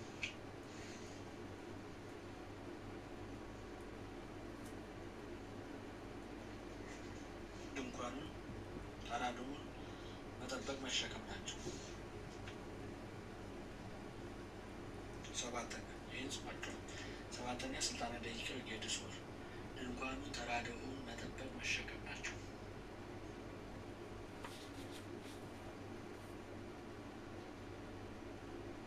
መሸከም ምንም ድንኳንና ተራድኦ። ሌላኛው መጠበቅና መሸከም ብለናል። እሱ ምንድን ነው ከተባለ ቅንዓተ ደቂቀ ቀዓት የምላቸው ንዋያተ ቅድሳቱን ነው። እሱ ከላይም ደግሞ መጠበቅና መሸከም ሌላ አለ። አምስተኛው ማን ነው? ደቂቀ ሜራሪንም ታቦተ ጽዮን መጠበቅና መሸከም። ታቦተ ጽዮን መጠበቅ መሸከም አለ። ንዋያተ ቅድሳት መጠበቅ መሸከም አለ። ድንኳኑና ተራድኦን መጠበቅ መሸከም አለ። በእነዚህ በሰባቱ መካከል በአንዱ ስልጣን አንዱ አይገባም። የአንዱን ስራ አንዱ አይሰራም። ይሄ የተመደበላቸው በእነዚህ በእያንዳንዱ ከአንድ እስከ ሰባት የዘረዘርናቸው እያንዳንዱ ስልጣን አላቸው። የሚሰሩት ምን ላይ ነው? በተሰጣቸው ስልጣን ላይ ብቻ ነው። መቀባት የሚችለው ማስተስረይ የሚችለው ማስተስረይ። ይሄ ደግሞ ማረድ ማወራረድ የሚችለው ማረድ ማወራረድ ነው። ከመሰዋው ላይ እነሱ መሰዋት የሚችለው መሰዋት ነው። መጠበቅ መሸከም ያለበት መጠበቅ መሸከም የተሰጠው። ይህ አምስተኛው ከስድስተኛው፣ ስድስተኛው ከሰባተኛው፣ ሶስቱም አምስተኛው፣ ስድስተኛው፣ ሰባተኛው መጠበቅ መሸከም ነው የሚለው። ነገር ግን ንዋያተ ቅድሳቱ መጠበቅና መሸከም ያለበት ታቦተ ጽዮን መጠበቅና መሸከም አይችልም። ይህ ማለት አንዱ ከአንዱ የተለየ ነው። የእያንዳንዳቸው ማዕረግ አላቸው የተሰጣቸው። ስለዚህ በተሰጣቸው ስልጣን በተሰጣቸው ማዕረግ ብቻ ነው የሚያገለግሉት። በሰባተኛው አገልግሎት ዘርፍ ውስጥ የተካተቱት ሰዎች ዘጠኝ ሲሆኑ ስራቸው ደግሞ ከላይ በዝርዝር እንደተገለጸው 7 ምድብ ነው። በዚህ 7 የአገልግሎት ዘርፍ ውስጥ የተካተቱት ሰዎች 9 ሲሆኑ ስራቸው ደግሞ ከላይ በዝርዝር እንደገለጸው 7 ምድብ ነው። ስለዚህ ነው ሊቁ ያሬድ እንደዚህ ቀልየዊ አርአየ 7 ስርዓታት በደብተራ ስም ሴሞሙ ሞሎተ ወአወፈዮሙ መራውተ ያለው እንደዚህ ቀልየዊ አርአየ 7 እኒህ ሁሉ የማን ልጆች ናቸው ከተባለ የሌዊ ልጆች ናቸው። ሌዊ የማን ዘር? የካህናት ዘር። ምኑን ነው? በዚህ በሰባቱ የተለያየ ስልጣን የተሰጣቸው የሌዊ ልጆች ናቸው። በሌዊ ልጆች መካከል ግን ስርዓታተ በደብተራ ስም ሴሞሙ በዚህ በደብተራ ኦሪት ላይ የእያንዳንዳቸው የራሳቸው ስልጣን ተሰጣቸው። 7 ማዕረግ ወጣላቸው። የማን? የአንዱ የሌዊ ልጆች ሁሉም የአንዱ የሌዊ ዘሮች ናቸው። የካህናት ዘር ተብሎ የሚጠራው የሌዊ ዘር ነው። ነገር ግን ይህ የእያንዳንዱ የየራሱ ስራ ነው። 7 ስርዓታት በደብተራ ስም ሴሞሙ ሞሎተ ወአወፈዮሙ መራውተ አንዳንዶቹ እንዲጠብቁ፣ አንዳንዶቹ እንዲሸከሙ፣ አንዳንዶቹ እንዲያርዱ እንዲያወራርዱ፣ አንዳንዶቹ ኃጢአት እንዲያስተሰርዩ፣ አንዳንዶቹ እንዲቀቡ እያንዳንዳቸው የራሳቸው ስራ ተሰራቸው። የማን? የአንዱ የሌዊ ልጆች የራሳቸው ተሰራላቸው ይላል። ይህን ያለው እንግዲህ አባታችን ኢትዮጵያዊ ሊቅ ቅዱስ ያሬድ ነው ስለ እነዚህ ሲገልጽ ሲናገር እና ከታች ያሉት መላእክት ወደ ላይ እንደማይወጡ ከታች ያሉ አገልጋዮችን በራሳቸው ፍላጎት ወደ ላይ መጥተው ምንም የማድረግ ስልጣን የላቸውም። ይህን በድፍረት አድርገው ቢገኙ በኦሪት በድንጋይ በወንጌል በውግዘት ያስቀጣል። በኦሪት በምን? በድንጋይ ምን ይሆናሉ? ተወግረው ይሞታሉ። በወንጌልስ በምን ያስቀጣል? በውግዘት ያስቀጣል። ምን ካደረጉ? ከታች ያለው ወደ ላይ ያለ ስልጣን ሄዶ ከሰራ ከታች ያለው ወደ ላይ ማለት ነው። ቄሱ የኤጲስቆጶሱን ስራ፣ ኤጲስቆጶስ የሊቀ ጳጳሱን ስራ፣ ዲያቆኑ የቄሱን ማለት ነው። ምዕመኑ የዲያቆኑ፣ ዲያቆኑ የቄሱ፣ ቄሱ የኤጲስቆጶሱ፣ ኤጲስቆጶስ የሊቀ ጳጳሱ አያደርጉ። ይህ ማለት ወደ ላይ ከወጡ ዲያቆኑ ነው እያለ የቄስን ስራ ገብቶ ቀድሶ ስጋው ደግሞ አቀብላለሁ ቢል በወንጌል ይወገዛል፣ ይለያል ማለት ነው። በኦሪት እስከነበረ ተወርዶ ይሞታል። ገብቶ ከታች ያለው ወደ ላይ ሄዶ ኃጢአትን አስተሰርያለሁ ቢል በአሮን ቦታ ላይ በድንጋይ ተወግሮ ይሞታል። በድንጋይ ይሄ የሚሆነው በኦሪቱ። በወንጌል ግን በውግዘት ያው ይለያል፣ በውግዘት ያስቀጣል ማለት ነው። ከዚህ ዘመን አንደኛ የአገልግሎት ዘመን መነሻና መድረሻ ተወስኗል። የአገልግሎት ዘመን በዚህ ባየናቸው እንትኖች ውስጥ የአገልግሎት ዘመን መነሻና መድረሻ ተወስኗል። ማለትም 5 ዓመት የልምምድ ጊዜ ሆኖ የንዑስ አገልግሎት ዘመን ከ25 እስከ 30 ዋና አገልግሎቱም ደግሞ ከ30 እስከ 50 ዓመት ሆኖ ከዚህ በላይ የእረፍት ዘመን እንዲሆን ተወስኗል። ከስንት ዓመት በላይ? ከ50 ዓመት በላይ ሰው 50 ዓመት ከሞላው በኋላ የዜና አገልግሎት ሁሉ ትቶ በእረፍት ይቀመጣል ማለት ነው። አሁን እንዳትረሱ ስለ ብሉይ ኪዳን ወይም ስለ ኦሪት፣ ስለ ደብተራ ኦሪት ነው እያወራን ያለ ነው። አሁን እየተነጋገርን ወይም እየተማማርን ያለ ነው ስለ ደብተራ ኦሪት ነው። ስለዚህ በደብተራ ኦሪት ከዚህ ዘመን የአንደኛ አገልግሎት ዘመን መነሻና መድረሻ ተወስኗል ይላል። ማለት የ5 ዓመት የልምምድ ጊዜ ሆኖ የንዑስ አገልግሎት ዘመን ከ25 የንዑስ አገልግሎት ማለት የመጀመሪያው የትንሹ አገልግሎት ዘመን የትንሹ የአገልግሎት ዘመን ከ25 እስከ 30 ዋና አገልግሎቱ ደግሞ ከ30 እስከ 50 ዓመት ነው። ከዚህ በላይ የእረፍት ዘመን እንዲሆን ተወስኗል። ይህን ሙሉ ታሪኩን የምናገኘው ደግሞ በአንደኛ ዜና መዋዕል ምዕራፍ 23 ቁጥር 3 ላይ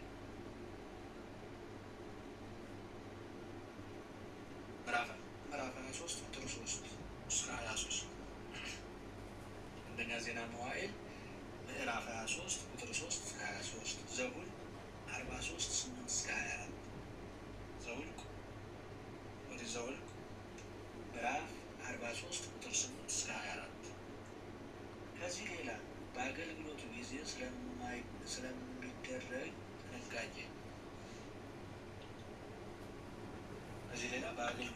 ስለሚደረገው ጥንቃቄ በዘጸአት 19:23 ይህ ጊዜ ስለሌለን ሰዓታችን ስለጨረስን ያውም አልፈን ሄደናል። ስንት ደቂቃ አልፏል?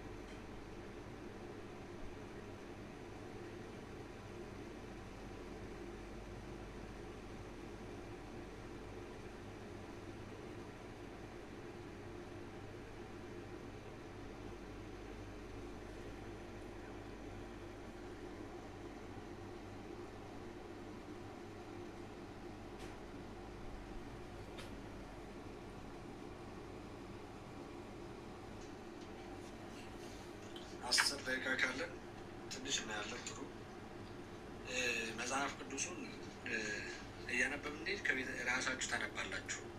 ጥቅሱን ያዙና እናንተ ታነቡታላችሁ።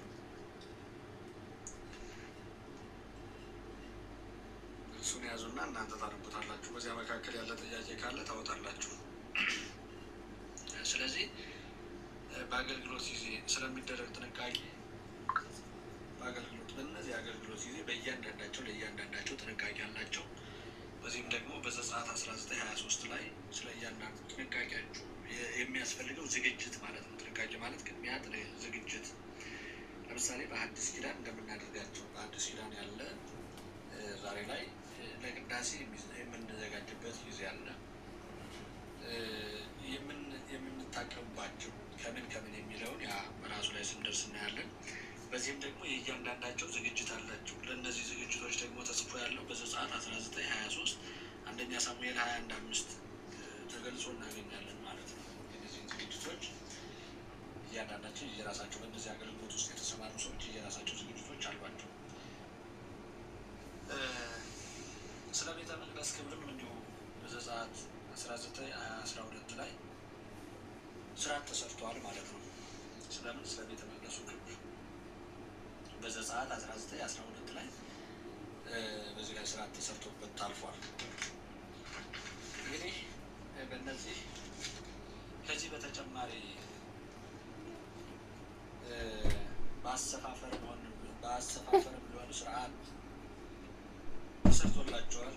ይህ ስርዓት በታቦቱ ዙሪያ መጀመሪያ ካህናቱ ቀጥለው ምዕመናኑ እንዲሰፍሩ የሚያዝ ነው ማለት ነው። ማሰፋፈር ማለት በአቀማመጥ ማለት ነው።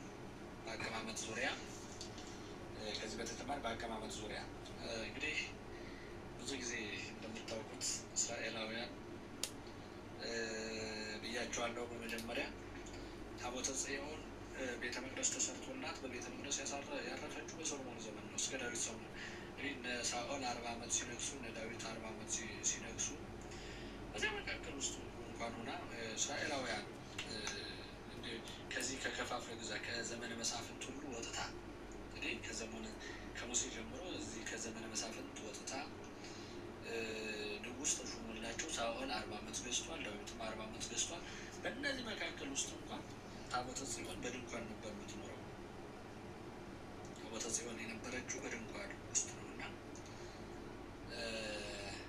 በእነዚህ ጊዜያት መካከል በዚያ በድንኳን ስትሆን ደግሞ ከአንዱ ቦታ አንስተው ወደ አንዱ ቦታ ይሄዳሉ። ከአንዱ ቦታ ነቅለው ወደ አንዱ ቦታ እያሉ በየቦታው በተንቀሳቀሱበት ጊዜ በዚህ መካከል የሚሰፍሩበት ወይም የሚቀመጡበት እያንዳንዱ አላቸው። የዚህም ደግሞ የአቀማመጣቸው ስርዓት አላቸው ማለት ነው። ከድንኳኑ ጠጋ ብሎ ወይም ደግሞ ታቦተ ጽዮን ካለችበት አጠገብ መጀመሪያ የሚሆኑት ካህናት ናቸው። ቀጥለው ደግሞ ምዕመናን ከካህናቱ ቀጥለው ግን በዚያ ዙሪያ ግን ቀድሞ በታቦቱ ዙሪያ የሚሰፍሩት ካህናቱ ናቸው። ምዕመናኑ ደግሞ ከዚያ ራቅ ብለው እና በምስራቅ ከካህናት ሙሴ፣ አሮን ልጆቹን ከምዕመናን ይሁዳ፣ ይሳኮር፣ ዛብሎን ሲሆኑ መለያ አርማቸው አንበሳ ነው። መለያ አርማቸው የነበረው አንበሳ ነው። እንግዲህ በምስራቅ ከካህናት ሙሴ፣ አሮንና ልጆቹ ከምዕመናን ይሁዳ፣ ይሳኮር፣ ዛብሎን የእነዚህ ደግሞ የመለያ አርማ አላቸው። የመለያ አርማቸው ደግሞ የመለያ አርማቸው አንበሳ ነው። ይሄ በምስራቅ ነው። በምዕራብ ደግሞ በአራቱም እናያለን። በምስራቅ፣ በምዕራብ፣ በሰሜን፣ በደቡብ የሚለው። ስለዚህ በምስራቅ ብለናል ከካህናት ሙሴ፣ አሮን ልጆቹ ከምዕመናን ይሁዳ፣ ይሳኮር፣ ዛብሎን። እነዚህ መጀመሪያ ሙሴና አሮን እስከ ልጆቹ አሉ ካህናቱ። ከዚያ በኋላ ደግሞ ይሳኮር፣ ዛብሎን ከዚያ ከካህናቱ ቀጥለው ቅድም እንደተናገሩ መጀመሪያ ካህናቱ በዙሪያው ይሰፍራሉ። ከዚያ ቀጥሎ ደግሞ ምዕመናን እንዳለው ማለት ነው። ከዚያ በምዕራብ በኩል ከካህናት ደቂቀ ጌድሶን ቅድም ስለ ጌድሶን ተናግረናል። ከሰባቱ ድርሻዎች መካከል አንዱ እንዳለው እሱ ራሳቸው አስታውሱ ስለጻፋቸው ማለት ነው። እና ጌድሶን በምዕራብ ከካህናቱ ደቂቀ ጌድሶን ከምዕመናን ኤፍሬም፣ ምናሴ፣ ብንያም። ከዛ ከምዕመናን ማን ብለናል? በምስራቁ በኩል ይሁዳ፣ ይሳኮር፣ ዛብሎን ብለናል። በዚህኛው በኩል ደግሞ ከምዕመናን ማን አሉ? ኤፍሬም፣ ምናሴና ብንያም። ከካህናት ወገን ደቂቀ ጌድሶን።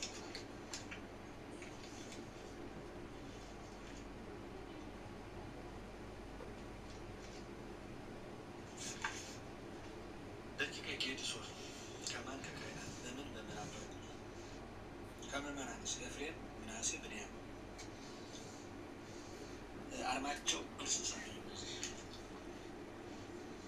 አርማቸው እንስሳ ነው።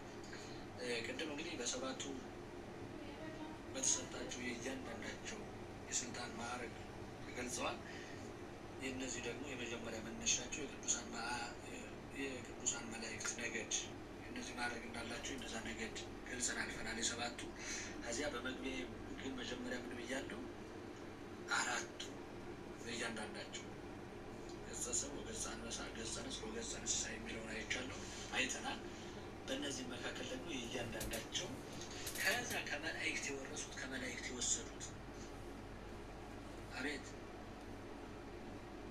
እጅ እያወጣች ነው። መልካምሽ። ስለዚህ ከዚያ ከመላእክት ቀጥታ እንደመጣች ነው እያሳያችሁ ያሉት። እያንዳንዱ የተገናኘው ከዚያ ከመላእክት ካለው ስርዓት ነው። እቺ የምድረዋ በምድር የተመሰረተችው ደብተራ ብርሃን ወይም ደብተራ ኦሪት እያንዳንዱ እነዚህ አርማ አላቸው። እያንዳንዳቸው የመጀመሪያው በምስራቅ በኩል ያለው አርማቸው አንስተናል። አንበሳ ብለናል። የማን?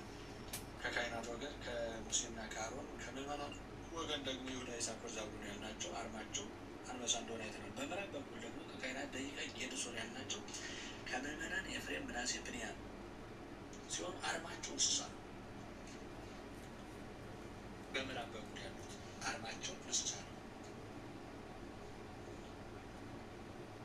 በዛ ሶስተኛው በሰሜን ከካህናት ደቂቀ ሜራሪ ናቸው።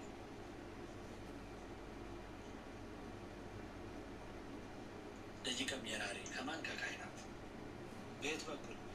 በሰሜን በኩል ያሉት ከምዕመናን ንፍታሌም፣ አሴር፣ ዳን ናቸው።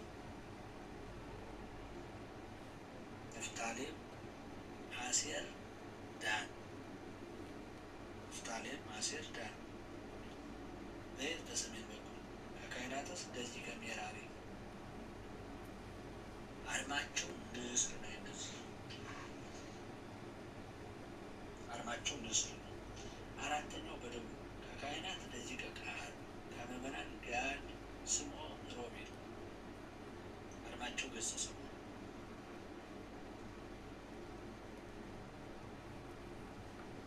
አርማቸው ገጸ ሰው እና ይሄን ከላይ ከሰማይ ከእዩር ከራማ ከኤረር ስንነሳ በእነዚያ ከተሞች ውስጥ ገጸ ሰብ ወገጸ አንበሳ ገጸ ንስር ወገጸ እንስሳ የሚለውን አይተናል። እነዚህ ደግሞ የእያንዳንዳቸው በምስራቅ በምዕራብ በሰሜን በደቡብ ይሰፍራሉ። ቀድመው ካህናቱ ቀጥለው ደግሞ ምዕመናኑ በዙሪያው የሚሆኑት ካህናቱ ናቸው። ከዚያ ቀጥለው ደግሞ ምዕመናኑ ይሆናሉ። በእነዚህ መካከል ደግሞ የእያንዳንዳቸው የየራሳቸው አርማ አላቸው። አንዱ የእንስሳ፣ አንዱ የአንበሳ፣ አንዱ የንስር፣ አንዱ ደግሞ የሰው አርማ አላቸው። ከዚህ ስርዓት በመነሳት ታቦተ ከቦታ ወደ ቦታ የሚንቀሳቀስበት ጊዜ ከምዕመናኑ ፊት ለፊት ካህናቱ ይሄዳሉ። ሌላው ቀርቶ ከዚህ ቀድሞ በነበረው ጊዜ ቤተክርስቲያን በርስት እርሻ ትተዳደር ስለነበር እስከ ቅርብ ጊዜ ድረስ የካህናት ቤትና የእርሻ ይዞታ በቤተክርስቲያን ዙሪያ ይገኝ ነበር።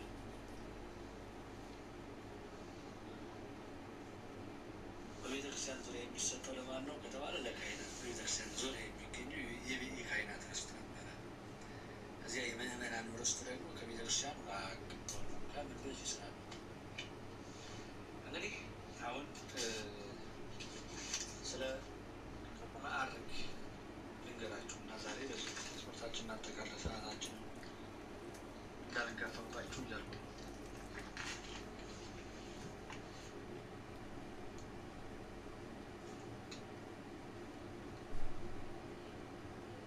እንግዲህ ይሄ ማዕረግ ደብተራ ኦሪት ምሳሌ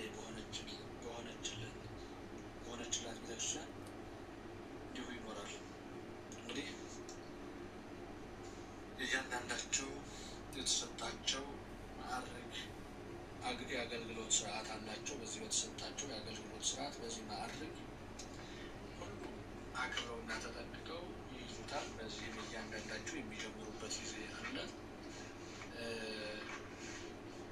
የመጀመሪያ ጊዜያቸው አለ፣ የመጨረሻ ጊዜያቸው አለ። በዚያ ውስጥ ደግሞ ሲያገለግሉበት የነበረ ዘመን አለ። በዚያ ውስጥ ለአገልግሎት ሲቀርቡ የሚያደርጉት ጥንቃቄ አለ። በዚህ ስራቸው ላይ በዚህ አገልግሎት ላይ በተሸካሚው ላይ መስዋዕት በሚሰዋው ላይ በሚያርድ በሚያወራረደው ላይ በሚቀባው ላይ በሚያስተሰርየው ላይ እያንዳንዳቸው በየስራቸው ሁሉም የካህናት ዘር በዚህ በእያንዳንዱ የስራ ድርሻቸው ላይ ወደዚያ የአገልግሎት ስፍራቸው ሲሄዱ በእያንዳንዳቸው የየራሱ የሚያደርጉት ጥንቃቄ አለው ማለት ነው።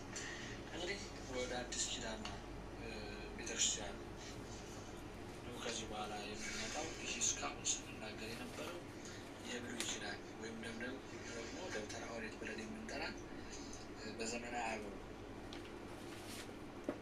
የምንለው በአዳምና በኖህ ዘመን የነበረውን በእነዚያ በወቅቱ የነበረውን ምሳሌ አይተናል። አሁን እስካሁን ደግሞ ስናይ የነበረው ደብተራ ኦሪት የነበረችውን በደብተራ ኦሪት እጅ ሶስቱ አደባባይ ቅድስት ቅዱሳን የምንላቸው በደብተራ ኦሪት የነበሩ በድንኳኑ ሲሰሩ የነበሩ ኋላ በሶሎሞን ቤተ መቅደስ በአጠቃላይ በብሉይ ኪዳን በኦሪት የነበሩ ትርጉሞች አይተናል። ይህ ደግሞ እስካሁን ያነሳነው ለምንድን ነው ካላችሁ የአዲስ ኪዳን ዛሬ ላለንበት ቤተ መቅደስ መሰረት ስለሆነ መሰረቱ ይህ ነው፣ መነሻው ማለት ነው። መሰረቱ ይህ ነው እና ስለዚህ ቤተክርስቲያን ዛሬ ላይ ምን ብለን የምንጠራው ግን የማይለት ቅድስት መቅደስ የሚባሉ ሶስት ክፍሎች ስለሆነ በእነዚህ ክፍሎች ውስጥ ያው እንግዲህ ማዕረጋት ይኖራሉ።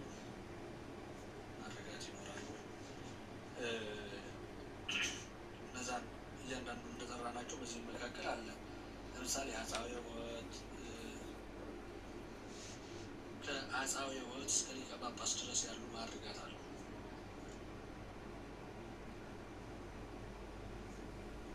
ከአጻብዕ ሕይወት እስከ ሊቀ ጳጳስ ድረስ ያሉ ማዕርጋት አሉ።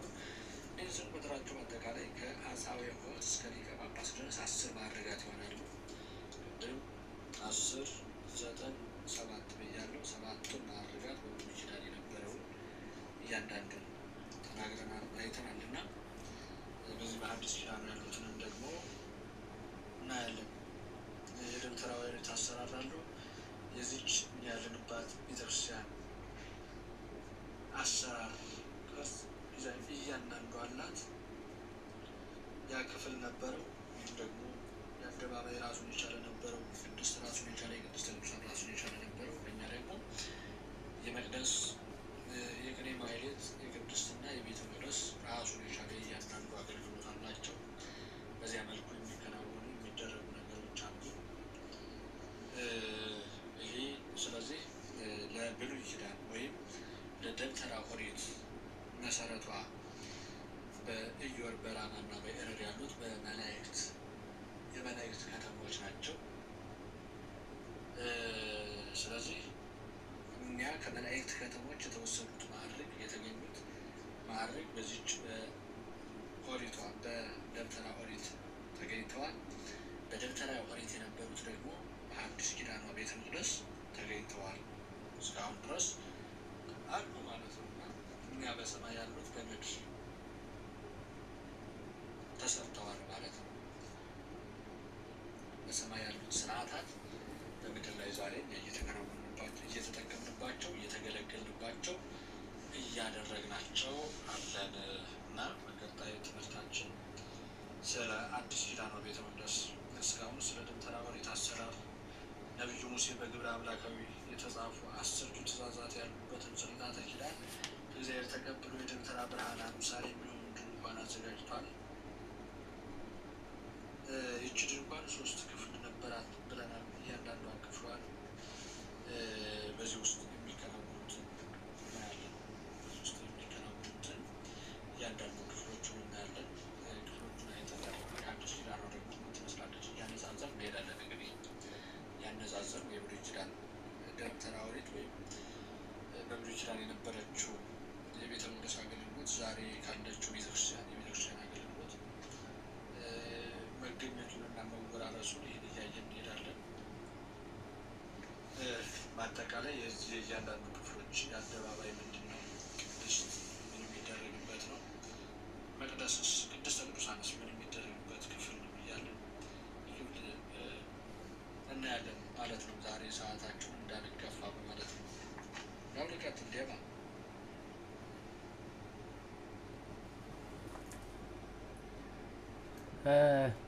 ያው ይመስለኛል ትንሽ ደብዘዝ ያለ ፊት ነው እያየን ያለ ነው፣ ያው ከድካም ላይ ስለሆነ ስለዚህ ይበቃናል ብዬ አስባለሁ። መምህር በጣም ጥሩ። እውነት ለመናገር ዛሬ ምን እንዳላስታኩልባቸው እንዳልቀር በሚል ነው እና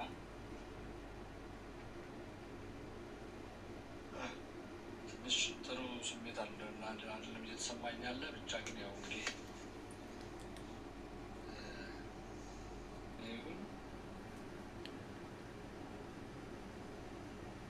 የዛሬው በዚህ ቆየ። በአጠቃላይ በቀጣይ ትምህርታችን ግን አደባባይ፣ ቅድስት፣ ቅድስተ ቅዱሳን የሚሉት በእያንዳንዳቸው ክፍሎች በአደባባይ ምን ይደረጋል፣ አደባባይ ምንድን ነው፣ ወይም በአደባባይ ምን ይከናወናል፣ በቅድስት ወይ በቅድስተ ቅዱሳን የሚለውን በእያንዳንዱ እሱን አጠር አድርገን አይተን ያው አዲስ ኪዳን የምንሄደው ማለት ነው እና ያችን እያየን እየተረጎምን ወደ አዲስ ኪዳኑ አዲስ ኪዳኗ ቤተ መቅደስ የምናይ ይሆናል። አምላካችን እንግዲህ ነገሮችን ሁሉ አስተካክሎ የጎደለውን ሞልቶ የጠመመውን አቅንቶ የጨለመውን አበርቶ የደበዘዘውን አጉልቶና ያሳየን የነገ ሰው ይበል።